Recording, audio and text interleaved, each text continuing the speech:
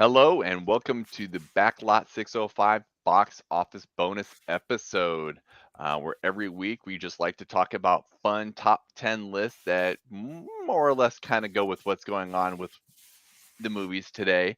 And this week here, Derek, what are we talking about this week? Yeah, so arguably the biggest movie of this past weekend is a movie that we did not talk about on the regular box office show because it premiered straight on Disney Plus.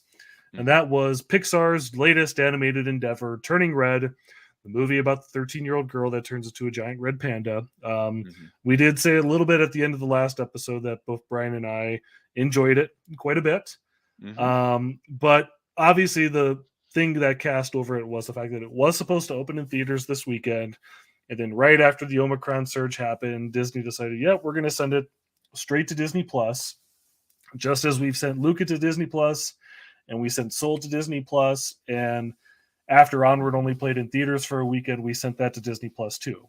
Hmm. So this is just kind of a throwback to the golden days when Pixar movies were actually in theaters and an actual big deal when they Yeah. came out. And we're going to look at the top 10 grossing Pixar movies of all time. Yeah, yeah, absolutely. And this is where it's like I'm hoping this is not the trend where, you know, clearly and obviously as Disney progresses and how they change their marketing and or not marketing, their distribution plan for certain movies and whatnot, I hope that we aren't just led into just certain things going to theaters, maybe if we're lucky, and then like they're just basically churning and just throwing all the Pixar stuff on Disney Plus just because. You know, honestly, I do think that Turning Red, I think, was a missed opportunity, even with the whole Omnicron thing. That they could have easily maybe done a better, quicker turnaround for put it on Disney Plus. Not necessarily maybe as extensive as like what they did with Onward. Yeah. But at least, I mean, even these 30-day windows, a Yeah. 45-day window or something like that, I think it would have played well since we haven't had any good kids movies since Sing 2 was like 3 months ago. Yeah. And it's been funny because, the next animated movie we were supposed to be getting was the DC Super Pets movie, which was supposed to come out in May. But that got delayed next week. And so the next fully animated movie that's coming to theaters is ironically the next Pixar movie, which is Lightyear in June.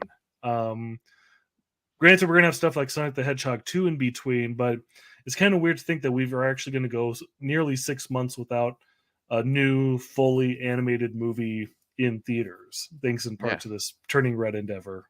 yeah. It's almost like Disney's getting a bunch of parents attacking them, going, "I don't want to get my kid sick before school is out, so you can't release any kids movies in the theater," How did it? Oh, I'm wrong. The next animated movie that's coming out isn't Lightyear. It's the Bob's Burgers movie in May. which is clearly meant for kids. Absolutely. All right, so let's get into some Pixar movies. All right, top 10 Pixar movies at the box office. I'm not gonna lie, I'm already kind of slightly semi-shocked by this list already. Coming in at number one is Incredibles 2, $608.58 million dollars. And honestly, this is the part I'm actually sort of like impressed by just because I know there was a lot of mixed reviews about Incredibles 2 that it was a little bit too late. I as much as I love the original Incredibles, I do think this was a movie that was many years too late. But the fact that Incredibles 2 takes number one, honestly, call me surprised. I mean, I never got the vibe that it was necessarily too late. In fact, I remember when this came out in 2018, and in my eyes, there was just a ton of hype for this movie because people Mhm. have just been waiting years and years and years for a sequel to materialize. And when it was But finally due to happen, it played like gangbusters.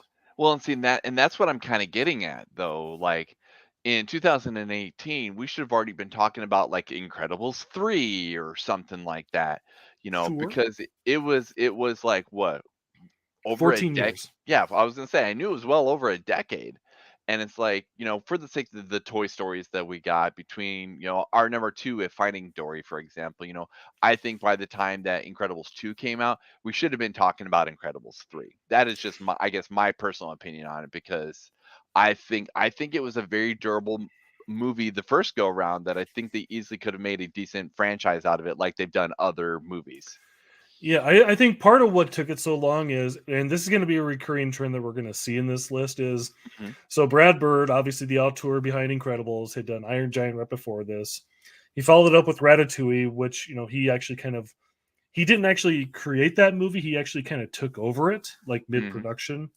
But then he made a leap to live action movie making, and he did Mission Impossible 4, which is a big hit there.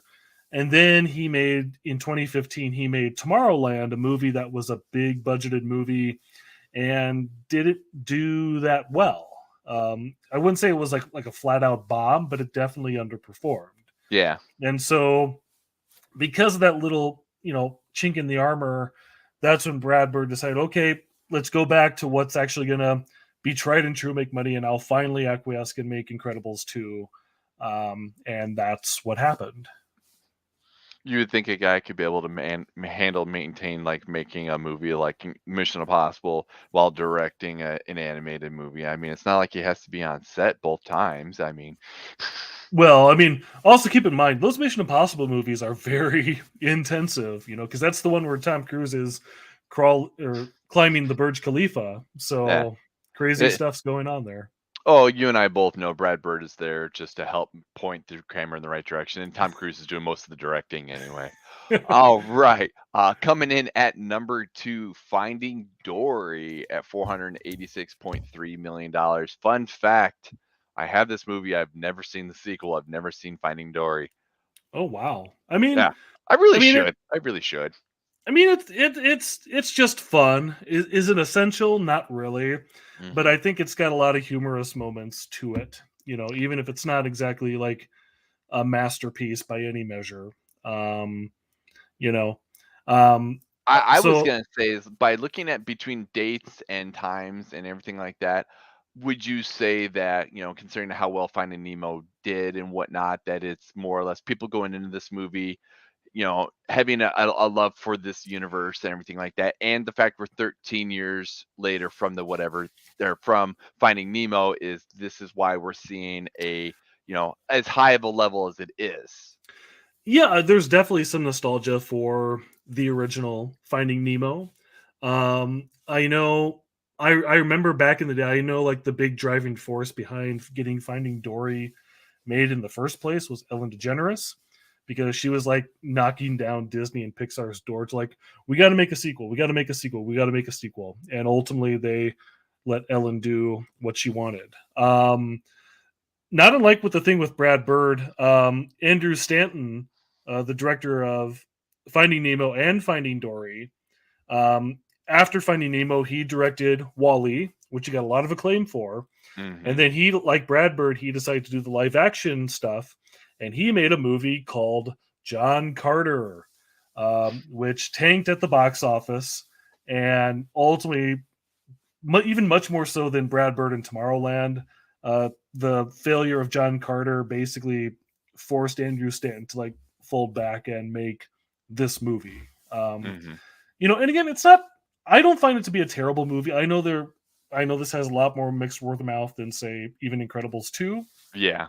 but it does have some humorous moments, and a lot of people did enjoy it at the time. So yeah, Yeah. it's fine. It's fine. Well, and you make mention in regards to okay, so Brad Bird might be an exception to that because clearly, obviously, the Mission Impossible movies have done well and whatnot. Yep. But I mean, I the one thing I will give these guys credit for is they're like, okay, hey, you know what? I'm able to make a very successful computer animated movie. I'm gonna try Hmm. my hand at live action and whatnot. You know, Yep. just like in the real world and whatnot. Just because you're good at one thing doesn't necessarily mean you're good at the other.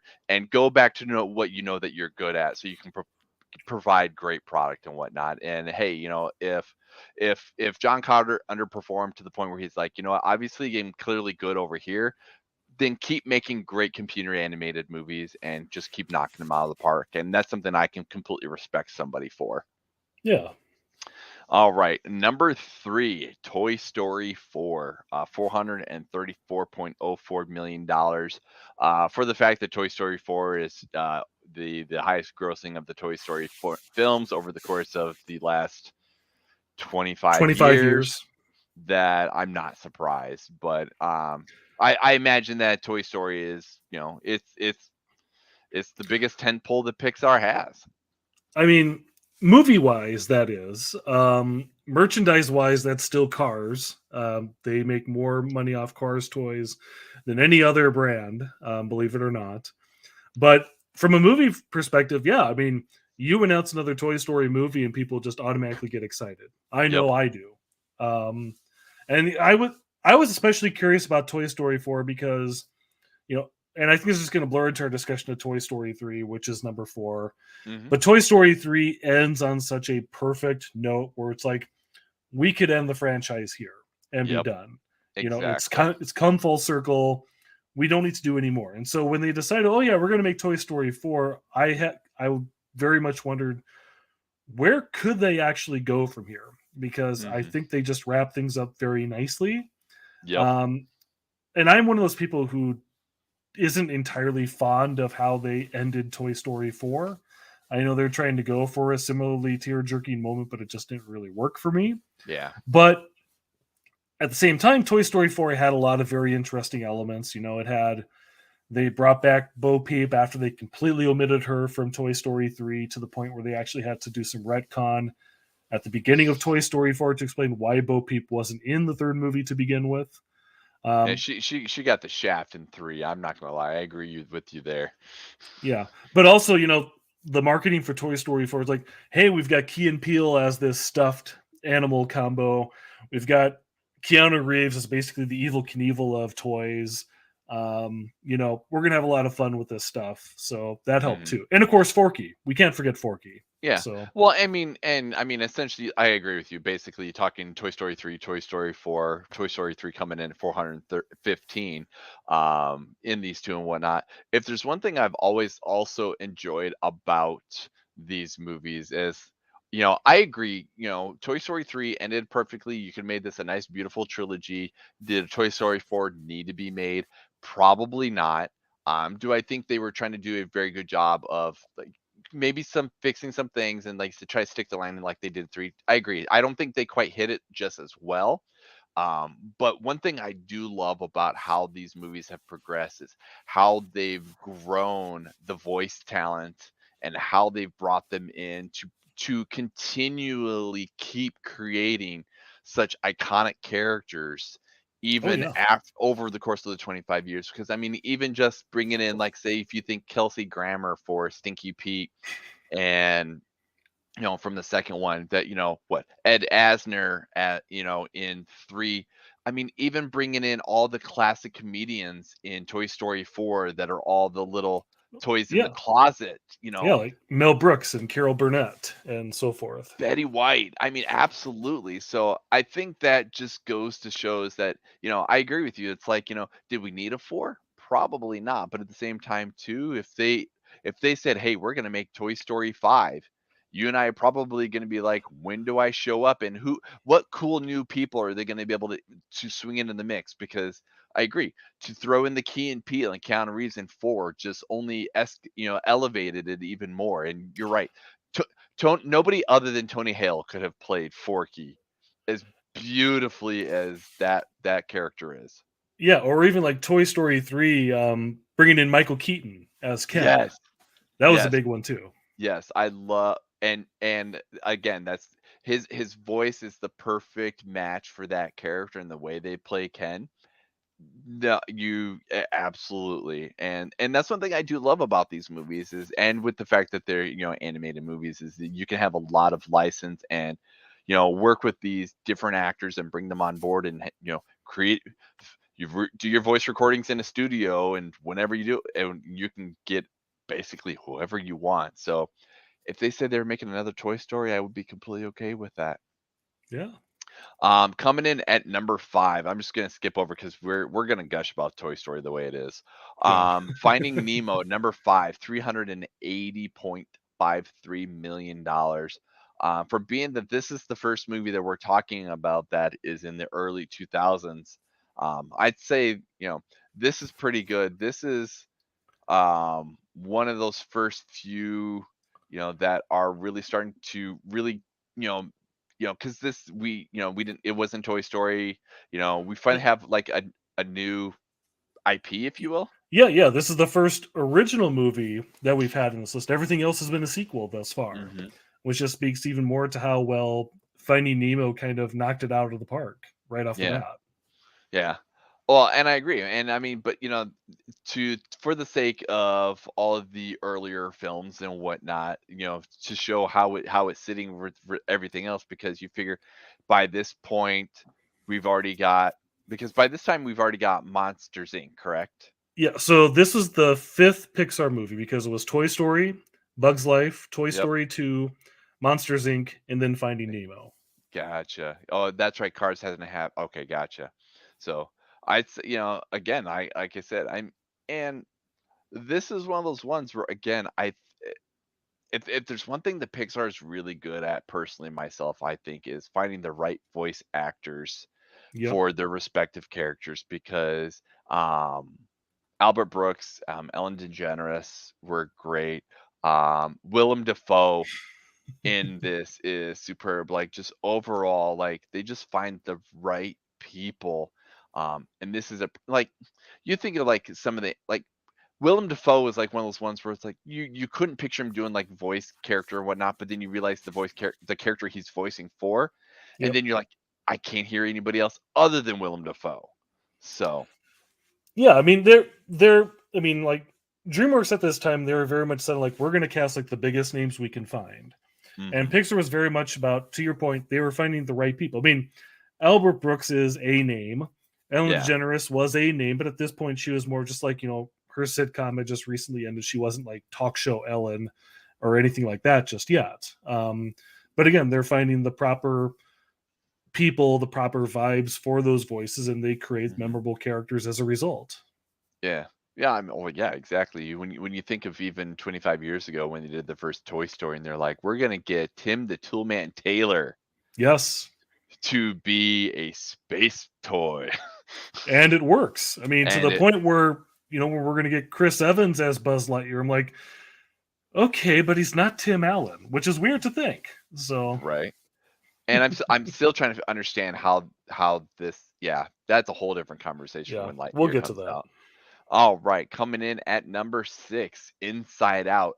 Where I make mention a beautifully voice casted film. Yep. Inside Out, $356.46 million. Because first and foremost, number one, of course, Amy Poehler does great and whatnot. But personally, my fan favorite for that entire movie is casting one of the most angriest comedians of all time, Lewis Black, as Anger. Was the biggest reason why I wanted to see this movie in the theaters, because that was just the for me, the icing on the cake. Like, again, Minnie Keeling, and is it Uh, who it's who's Phyllis Smith Fear? from The Office as Sadness, and Bill Mhm. Hader as Fear, Yeah, yeah, that's right, and Bill Hader. and of course Richard Kind as Bing Bong. Never Mhm. forget Bing Bong. You can never forget Bing Bong. Now I really kind of want to watch Inside Out again. It's been a hot minute Y- since I've watched that one. Yeah, and again, I've made no, I've haven't hid my super love of this movie. I think this is one of the best things Pixar has put out. Certainly in the past decade. Mhm. Probably it still edges out Turning Red for me, but again, to the point that we made just a little bit ago, this is also an original property. This isn't based on anything. It's kind of its own original inventive premise, and it made a crap ton of money at the box office. And Mhm.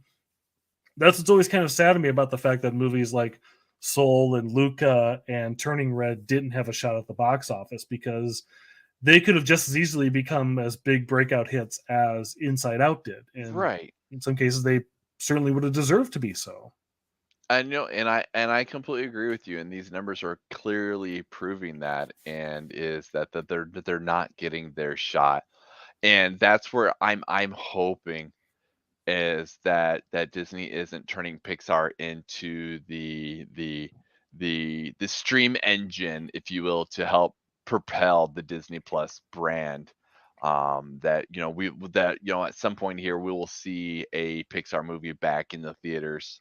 You know, Yeah. Granted, I say that with an asterisk just because, there used to be a time when, we didn't have a Pixar movie, but once a year, maybe once every couple years, and now we've seen 4 Pixar movies within the sake of the 2 years that has been COVID. So, Yep. you know, I mean, understand with technology and it's easier to turn and burn good high quality movies that Hmm. Pixar does, but at the same time too, I don't want them just to be like, well, just because we can, this is what we're gonna do. So I guess we will clearly see. Because currently, like you said, Lightyear is still slated for a theatrical release, correct? That's right. It is still slated to come out in June. Of course, the fun thing about that is, again, Lightyear is based on existing intellectual property, and Hmm. Onward and Soul and Luca and Turning Red were all original stuff. And I Yeah. have to wonder if that's the deciding factor for Disney is, because even like when Encanto was in theaters for a month before it went on Disney Plus, it didn't get to 100 mil. I mean, it made some money, but obviously it became a much bigger hit when it ended up on Disney Plus and everybody couldn't stop singing the Bruno song and all that stuff. So Right. there there Yeah. there might be some merit to that too. Who knows? Yeah, but I mean, even so, I mean, even if like I mentioned before, and like even when yeah, with the yesterday's episode with turning red, it's like give them, even if it was that 30-day window, give them 30 days, give them Yeah, something, whatnot, because all these movies, like Encanto and Soul and all these, whatever, I would love to see these on the big screen. So yeah. get at least give me a couple weeks.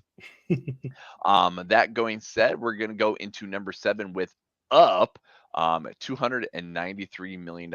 Again, an original property at the time that that movie came up. Granted, this is one of those kind of movies where it's going to be a one and done because you could probably make some spin-offs, but there's no real way to make a sequel to this, I would think anyway. No, I mean they've certainly have done like I know they had like that short Doug series on Disney Plus where they just basically Hmm. made like a bunch of shorts with the characters from Up, which Yeah, fine, sure. sure. But yeah, Up, as an entity on its own, it stands up pretty well. Hmm. Again, it captured the hearts of America mainly thanks to its first 10 minutes, but also, I you know, was gonna say for 2009, for the sake of Pixar movies, that movie had more emotion in those first 10, 15 minutes than I think most movies had that entire year. oh yes, oh yes.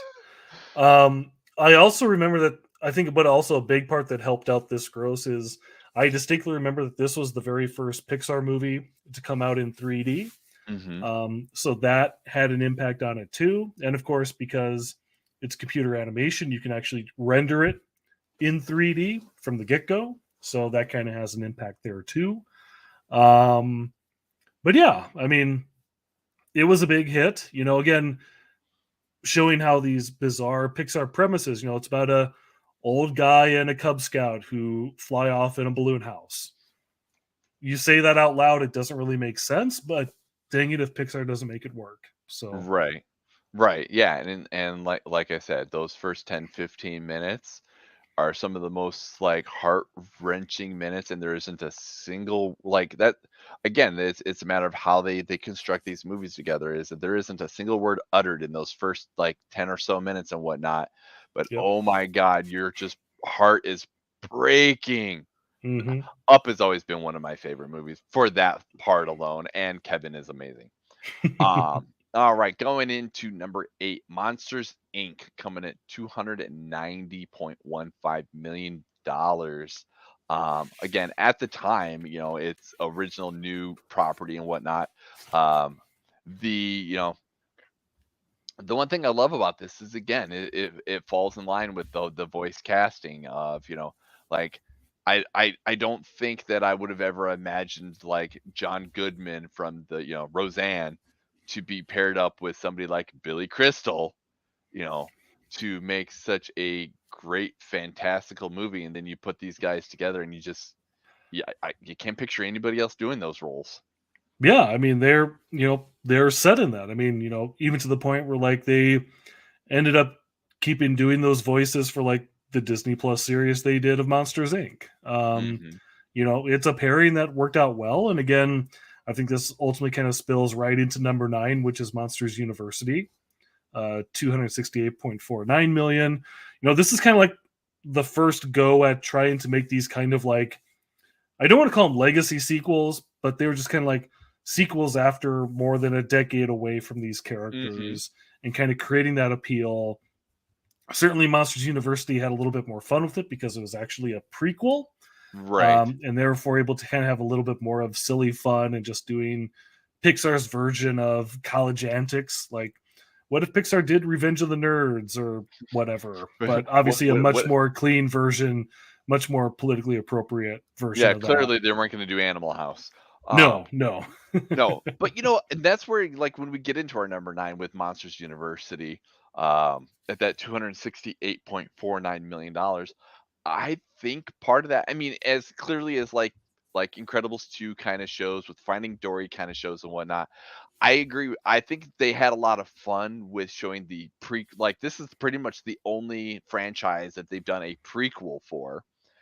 Yeah, And I do think that they had a lot of fun with it, but I do think that there is a lot of some of those people that who would have gone to see a Monsters Inc. 2 and seen a an actual legit sequel yep, that I think that possibly hindered it a little bit. And I think that's one of the reasons why Monsters University being the only sequel that we've really talked about in a franchise of the Pixar movies that did not beat its original. yeah. I think you're actually well. I think yeah, the Cars sequels did fall short of the first Cars as well. Um, but that's Okay, due that to might be that's a different factor altogether. yeah. One that actually makes sense. So So, yeah, that's where because even I remember even myself is, I think that Monsters University might have been, like, the first, like, late, in the, 2010s, like, legacy franchise sequel-ish or whatever, that I don't think I did not go see that one in theaters, whereas, like, everything else, of course I went to go see Toy Story 3, of course I went to go see Toy Story 4, yeah, that sort of thing, and that, I honestly I think that's part of it, and, I do know that obviously they've got the Disney Plus stuff that they've been doing and whatnot, but yeah, I think it'd be kind of fun if we finally got to see Mike and Sully what happened to after Boo? what happened after exactly, what happened to Boo? I wanna know about Boo. I wanna know grown up Boo, what happened to Boo? That's it. Perfect. All right. And then coming into rounding our number 10 is the original Incredibles at $261.44 million, which I actually find kind of fascinating in our top 10 is that the Incredibles are bookending our number 1 and our number 10 for our top 10 Pixar movies. So this is one of those ones where I was that person. I mentioned just from the very beginning of the show is that I was a huge fan of the original Incredibles. I thought it was perfectly cast for the voices, whatever. This is, Pixar's way of saying we can make a superhero movie too. Yep. Um, and I mean, Just come on, just as superhero movies are kind of starting to resurge. I mean, this is yeah, still well before the MCU, yeah, before the Nolan trilogy. They're kind of early to the party here when you think about it. yeah, exactly. And and Craig T. Nelson, I mean, Coach playing, Mr. Incredible, Sam Jackson in there. Holly It's Hunter. Yeah, I was gonna say it's Holly Hunter. I wanted to go Bonnie Hunt. I'm like, I know that's wrong. Um, you know, I mean, just all of them in general, and the one that actually of all the voice actors for The Incredibles that has always fascinated me is the gal that plays Violet, Yep. because she wasn't an actress, she wasn't a voice person, she was some historian that Brad Yep. Bird happened to hear on the radio Yep. and thought she would be perfect. And I think that is just the most, again, that just goes to show is that Pixar is willing to take those ideas and say, okay, who is the best person for this? And they Yep. pick, like I said, they picked a gal who is a historian who they heard on the radio and says she would be perfect. Please let me be able to cast her as Violet. So, um, again, I love this movie. I that's why I wish there was 4 of these because there's so many stories that they could tell within a superhero realm in a Pixar movie. Yeah, and you also didn't mention Jason Lee in there as well for Oh being my Mr. god. Kevin Smith. How did I forget? Oh my god, how did I forget about Syndrome? That's just it. I mean, yeah, I mean, he's one of the ones that I kind of was missing from Incredibles 2. Like I wanted to know what happened to Syndrome after that, you know, but Sure. they had to move on. I get it, but Yeah. Maybe they'll save him for Incredibles 3. Who knows? oh, please, please. I would be completely okay with that. All right. So that has been our top 10 Pixar movies at the box office. Maybe we at least when Lightyear comes rolling around, maybe we get to revisit this and see how it handles comparative to like what we're doing with the Batman. Yeah, I would fully expect that Lightyear, just from the sheer curiosity of people wondering what the heck this movie is, Mm-hmm. um, that'll be enough to drive it into the top 10 list for Pixar easily. Just because, Yeah. again, it's in a way, it's the Toy Story brand. Yep. And from what we've seen of the advertising, they're going to make a lot of references to, you know, Buzz Lightyear's universe that we've seen in those movies. So, plus, it's got Chris Evans. If there's anybody more beloved than, say, Tom Hanks, it's Chris Evans at this point. So, there you True. go, too. All right. So yes, that has been our box office bonus top 10 this week here. Be sure to check us out every week. Check us out on Mondays. You can check out our normal box office that we do here. Be sure to follow us on all the socials, subscribe to the podcast, and support us over at Patreon. What are we looking forward to for next week, Derek? Or do you get to leave me in awe suspense? I just figured out a good idea for this. So here's what we're gonna do. So this time next week, we're just gonna be days away from the Oscars. Okay. So what I think we're gonna do, we're gonna look at the highest grossing Best Picture Oscar winners of all time. Interesting. Because there I have th- there have been some big hits. So I have a feeling there's going to be a few movies I will have seen on that top 10 list though. But I guess we'll perhaps, see. yeah, We'll we'll see. find out. I'm a popcorn guy. Give me my popcorn movies. Who cares if they win awards? I like the Fast and the Furious. Well, All when my Vin movies. Diesel gets his Best Picture Oscar for Fast and Furious 10, then Right. we'll have achieved osmosis. I was like, yeah, most of my movies get like technical awards. They don't usually get like Best Picture. All right. That has been our show for this week. We'll check you out here next week. See ya. Bye.